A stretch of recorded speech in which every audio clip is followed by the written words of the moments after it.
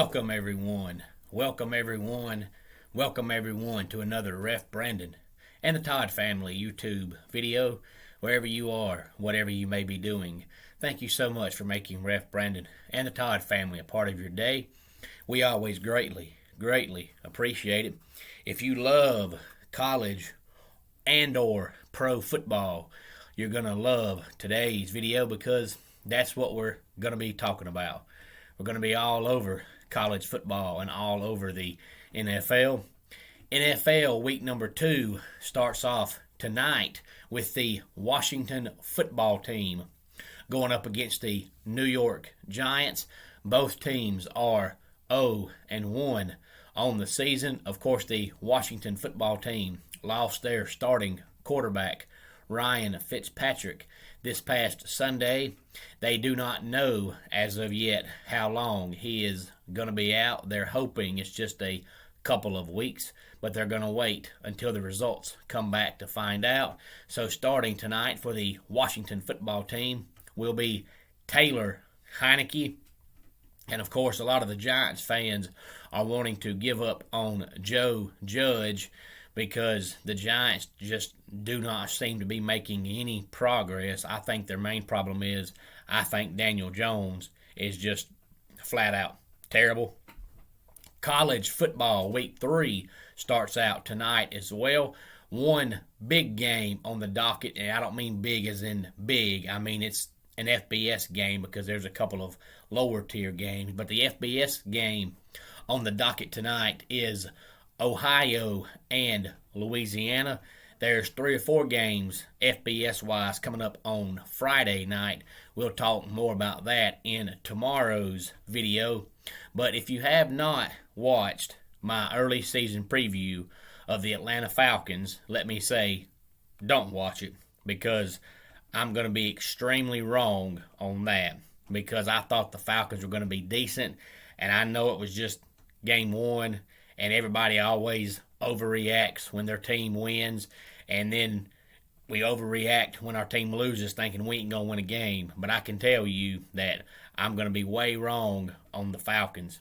I went into it, and I'm not even a Falcons fan, but I just think so many of their fans thought that Dan Quinn was the problem because ever since they blowed that Super Bowl, they haven't wanted him around. So I thought since he was gone, and I thought the defense had gotten a little better, and I thought having Julio Jones gone was actually going to be a good thing, and I still may be right with that because he's only played 1 game with the Titans, and Titans coach has already thrown him under the bus. So I still think in the long run Julio Jones being gone is a good thing.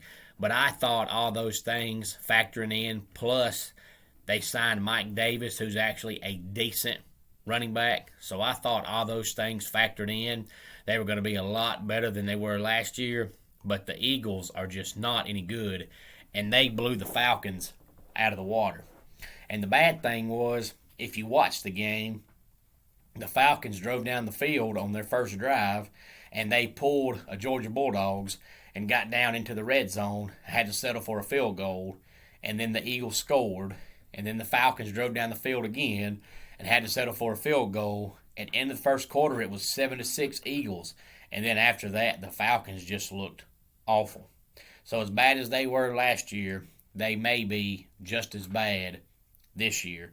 So if you have not watched my early season Falcons preview, don't watch it because I'm going to go ahead and tell you that I'm going to be way wrong when it comes to that because they are not winning near as many games as I had predicted them to win.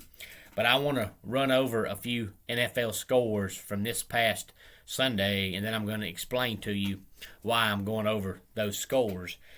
The Eagles, as I mentioned, beat the Falcons 32-6. You had the Saints over the Packers by the score of 38-3.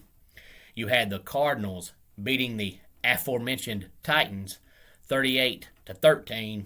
And then you had the Bengals beating the Vikings by the score of 27-24 in overtime. And that game was the first game in NFL history that the score was tied in regulation with 0 seconds on the clock, and then the game was won in overtime with 0 seconds left on the clock. But the reason why I bring those scores up is because those were a few games that were complete, total, utter blowouts. And I've been home all week long, so I've been listening to a lot of sports talk. I love sports talk, and every chance I get, I try to consume all I can. And there's been a lot of people, since NFL has now started, that have been bashing college football, talking about how much better the NFL is than college. And I've always heard those people.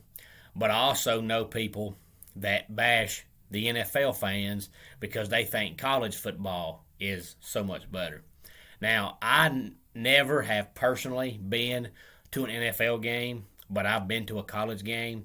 But I know people who have been to NFL games, and they say the atmosphere in the NFL is nothing even comparatively close to what college has. But I just don't understand what's wrong with liking both. How come if you like college football, you can't like the NFL, and if you like the NFL, you can't like college? Now, where I live, it's, for the majority of people, it's a college town. I do know some people that like the NFL around this area that do not like college. But for the most part, in this area, it's a collegiate town, a collegiate area. So that's usually what we talk about around here is college football. But I like the NFL, and I have no problem talking about the NFL. But I want to know why so many people think if you like college, you can't like the NFL. And if you like the NFL, you can't like college. It's football. Now, there used to be a difference because when college football first started going to the no huddle, hurry up offenses, now they call it the RPO, NFL was still using the pro style offense. But now the majority of the NFL teams do the RPO stuff. So now if you watch the games, they're basically played the same way. So the style of play is the same. There's no difference. So I don't know why so many people think if you like one, you can't like the other. Why can't you just be a football fan? Me personally, I like high school football, middle school football, college football, pro football. I even used to watch arena football when it came on TV. Why can't you just be a football fan? Why do you have to like one or the other?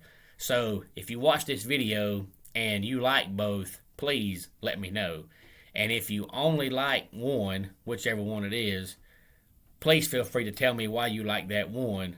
But don't bash the other one. It's okay to like college and like the NFL. They're played the same way. They're the same game. I know people look at the scoreboard and they say that on Saturdays there's so many more blowouts in college football, which is true. But you got to think about how many teams there are.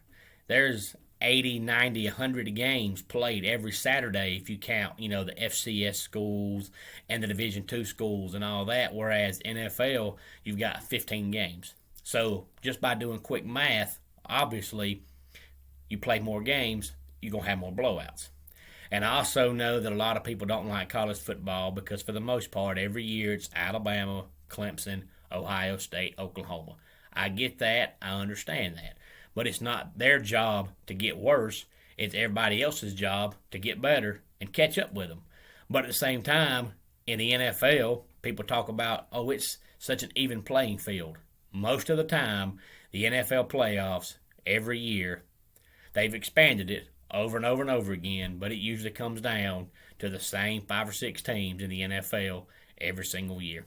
More teams make the playoffs, but when it comes down to it, it's still the same 4 or 5 teams that are in the AFC Championship game and the NFC Championship game every single year. Just like when college football expands, it's going to expand, if it does, but it's still going to come down to the same 4 or 5 teams every single year. And then on the college side, I've got a question because the more I think about it, the more it leads me back to my way of thinking that anybody who thinks playing a tougher schedule makes you better is just full of complete, total, utter hogwash. And I'll tell you why I say that. Because Texas wins maybe 8 games a year. They might win 9 on a good year. And the Big 12 has done everything they can do to keep them happy. They let them have the Longhorn Network, and everybody that follows college football, you know that their symbol is supposed to be hook 'em horns. Well, the Big 12 a few years back made it a penalty now to where if you score against them and you put the horns down, it's a 15-yard unsportsmanlike conduct penalty. They're the only school that I know of in the country where if you make fun of their symbol, you get penalized for it. It was just something else the Big 12 did trying to make them happy because they're the most overrated program in the history of America. They had about a 5-year stretch, and that was it. But the Big 12 has done everything they can do to make them happy, and they're still going to leave and go to the SEC.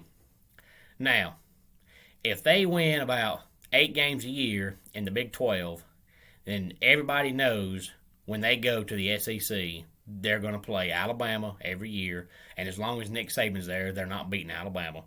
They're going to play Oklahoma every year, and they still lose to them most years. That ain't changing. And they're going to play LSU almost every single year. So those are 3 games that they're automatically pretty much going to lose, at least 2 of those 3 every single year. So even if they win every other game on their schedule, 9-3 is the best they can do. Now, let's say Texas by some chance was a top 5 team. Or let's say by some chance before they officially leave the Big 12 and go to the SEC, they have a good year and they go 11-1. Now, 11-1 in the Big 12, you'll go to the playoffs. 9-3 in the SEC, if it doesn't go to 12 teams, you won't go to the playoffs. So, is it better to have a weaker schedule and go 11-1 and go to the playoffs, or is it better to have a little tougher schedule and go 9-3 and not go to the playoffs? To me, it makes 0 sense to play a tougher schedule and have a better chance of losing more games and missing the playoffs. To me, it makes more sense to win as many games as possible and go to the playoffs. What good does it do to say, oh, we went 9-3, but you missed the playoffs? You don't get diddly squat for not going to the playoffs. You don't get a trophy for not going to the playoffs. So why would you want to create a tougher schedule when you're already not winning to give you more of a chance of not winning? It just makes 0 sense to me. Another example is Miami. Now, I'm not saying they're going to lose this Saturday because I don't know, and quite frankly, I ain't got a dog in the fight, so I don't care. If they lose, they lose. But they play Michigan State Saturday, and Mel Tucker looks like he has Michigan State going in the right direction. Now, Miami already has a loss this year to Alabama, of course. So let's say Michigan State beats them Saturday. But let's say Miami runs the table in the ACC and they finish 10-2.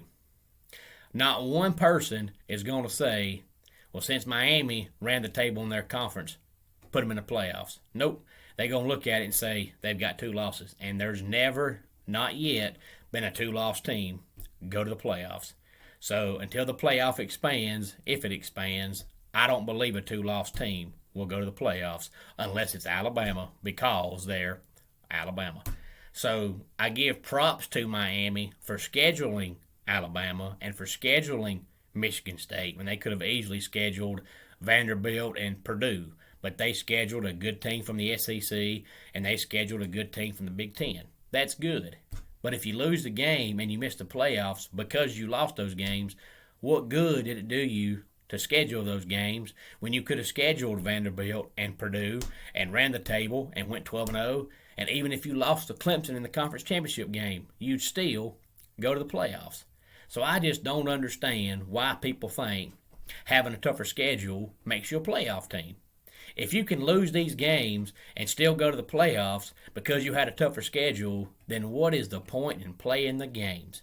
I thought you put teams in the playoffs based on their win-loss record, not based on, well, this team went 11-1, but their schedule wasn't no good. But this team went 7-5, but they had a tough schedule. If you're going to put an 8-4, 7-5 team in the playoffs because their schedule was tougher, then don't even play the games. Just look at the schedules and say, well, your schedule's tougher, so you in the playoffs. I just don't understand it. It does not make any sense at all to me. But that's just my personal take on the matter. I was thinking about that today when I heard somebody on the radio that was talking about Texas and how much tougher their schedule was going to be. And when I heard it, that thought came in my mind, and I was like, dang, they're already not winning, and they're going to go to a conference where they're still not going to win just to make more money. I thought, and I know I've said it before, but I'll say it again, but I thought that playing the game was about winning championships, not seeing how much money your program could make. But apparently, championships no longer matter. It must be how much money your program can make. But Tennessee has not decided yet on a starting quarterback. Joe Milton III left this past Saturday's game with an injury, but of course, it doesn't matter. They're playing Tennessee Tech. They could start Josh Heupel at quarterback, and they would still win the game. But don't forget, this upcoming Saturday night also is the Florida game with Alabama. I believe it's at 3:30, and the reason why I bring that up is because Florida's backup quarterback is a young man named Anthony Richardson, and a lot of people are very high on him, and it's 2 games into the season, and the kid's thrown like 7 passes, and people are already saying he should be the starter over Emory Jones, which I agree with that because Emory Jones can't throw, but the kid's thrown 7 passes, or maybe 8 passes. This past Saturday, he was 3 for 3 passing the ball, and then he ran the ball 4 times. So the kid throws 3 passes, and he deserves to be the starting quarterback. I don't know if that's just people overhyping him, or if they just know that's how bad Emory Jones is. So don't be surprised to see this Anthony Richardson guy, if he's healthy, on the field Saturday against Alabama. And I say that because this past Saturday, he left the game with an injury, and I still not have yet heard any updates on him. So I'm not sure if he's probable, doubtful, likely, unlikely. I honestly don't know. And Georgia also says that JT Daniels and Stetson Bennett are both battling some kind of injury, but Kirby Smart won't say whether or not they're going to play. I'm sure at least one of them will play, but don't be surprised if Carson Beck plays a lot this upcoming Saturday as well. But just like this past Saturday, it doesn't matter. They're playing South Carolina. They can score 20 and they'll win because the Gamecocks only scored 20 against East Carolina. So I know that the numbers may not be that impressive, but I think if Georgia gets to 20 against South Carolina, I think they'll win the game. I know a lot of fans will be like, oh no, we didn't cover the spread. But it's all about winning. That's what matters. That's all that should matter.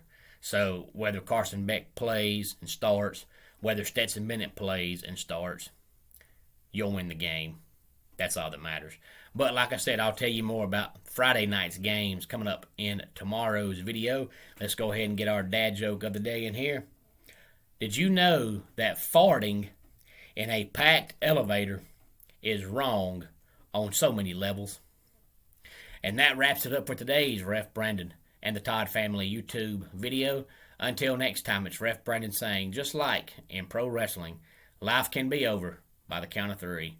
Tell your friends and family how much you love them.